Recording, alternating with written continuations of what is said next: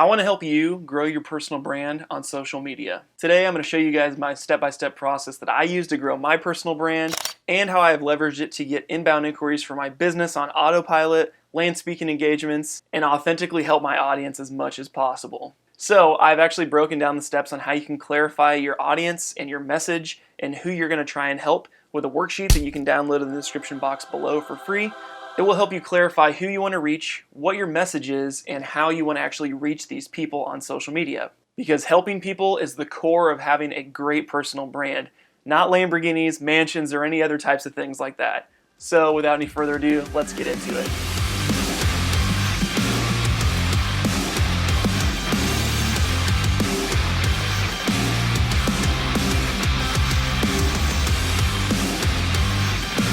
So before we get into some of the actual tips, let's talk about some of the reasons that you probably have not started growing your personal brand yet.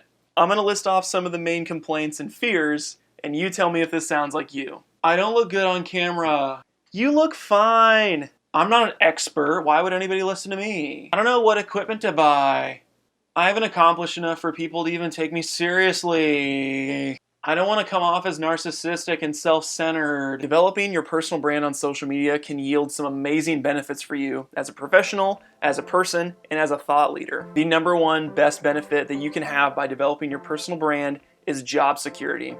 The scary reality is that we could lose our jobs at any moment. Your company could go under, your job could get eliminated. There's a lot of factors that play into that. You're going to have built up a name for yourself outside of your company and outside of your role. On the off chance that you do lose your job, you have something to fall back on and something that you can show future employers to educate them and show them your knowledge and your interest and your expertise in your industry. Another great benefit is that it establishes you as a thought leader. Great way to catapult yourself on the social status because you are able to reach more people and influence some of the ways they think and how they perceive the world through your thought leadership. Another benefit, and one of the reasons why you should probably consider it, is because there are some great business opportunities that can come from growing your personal brand. If you look at any of the big people in this space like Gary Vaynerchuk, Billie Jean, Sunny Lenarduzzi, Sean Cannell, the list goes on and on and on of people that have grown a business from their personal brand. And ultimately, when it comes to having a personal brand, you are growing an audience that is interested in you for some reason or another. The first thing you want to do when you're developing your personal brand online is not to build a logo and color schemes and typography and the actual branding that you think of when you think of a business, but rather you want to think about the audience and what your message is that you want to give to that audience. When it comes to this, I would definitely recommend looking at what you know and what you're good at and how you can best serve a certain niche or audience with that knowledge. Once you have an audience and a message that you want to give to that audience, that's when you want to start creating content. And I know content is kind of a really buzzy word right now, but what content is basically the written word, so articles, blog posts, or something that people can read. Videos, which is what you're watching right now, which is my preferred method of interaction because it's what I do personally, as well as photos, graphics, or other types of things that people can see on social media and ways that you can engage with them. Now, what I recommend for most people starting out, if you're just starting to do personal branding, is to jump right into talking head videos similar to the one that you're watching right now.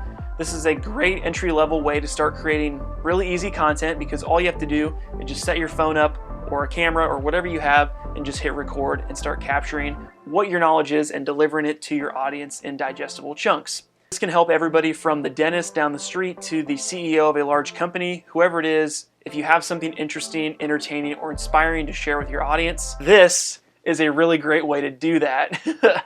You want to focus all this content that you're going to create based on the core principle of helping your ideal audience. Now, all the content that I create do not just bolster what I'm doing and promote myself and make it like, hey, look at me, because that's not going to help your audience and that's not going to interest anybody that's on the internet. You want to try and offer helpful advice, tips, insight, entertainment, or education based on what you're good at or what you know and what your audience is craving. So now that you're creating content, depending on whether it's photo, video, graphics, writing blogs, whatever it is, now you want to focus on 1 to 2 platforms that you're going to get the most bang for your buck. Now, me personally, since I create a lot of videos because I'm a videographer and a video marketer, I focus a lot of my attention, probably 80% of my attention, on YouTube. What I'd recommend to you do is look into where your audience hangs out on the internet. If it's professionals, they're probably on LinkedIn. If they're middle-aged folks to older folks, they're probably on Facebook. If they're younger, they might be on Instagram. You just want to look at where your audience typically hangs out and make sure that you are present on that platform and delivering your content consistently.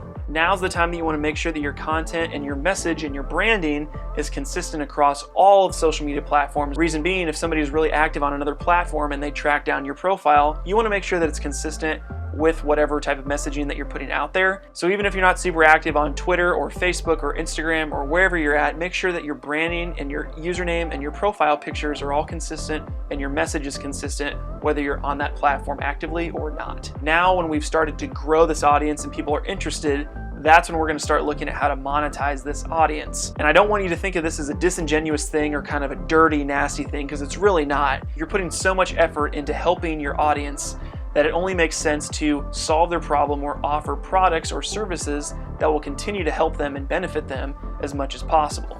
There are many different ways you can monetize your content, which we will not get into right now, but a few of the top ones include brand sponsorships, affiliate marketing, offering your own digital or physical products, writing a book, doing a speaking engagement, building an online course. There are a ton of different ways that you can monetize your audience. So as you start to integrate monetization into this process, try and make it as streamlined as possible and make sure that you don't lose that core purpose or core reason that you started creating content and your own personal brand in the first place.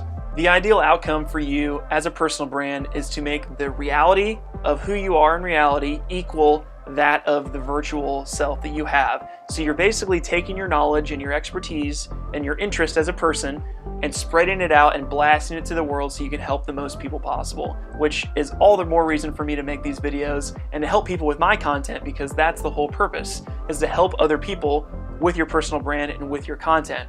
Starting a personal brand on the internet does sound like a lot of work, and frankly it is, but it is so worth it. If you don't see the long-term investment goals of this, not only financially, but also when it comes to social status, being a thought leader, being the first person that comes to mind when they think of whatever industry it is that you're in, that is worth its weight in gold.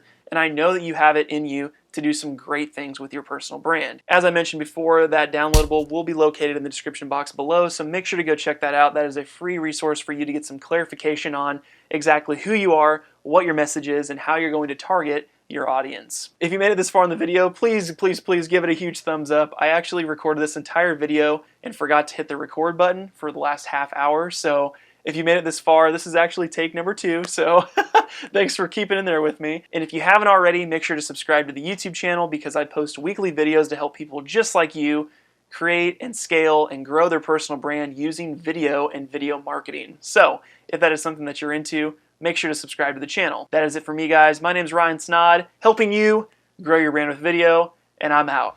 Peace.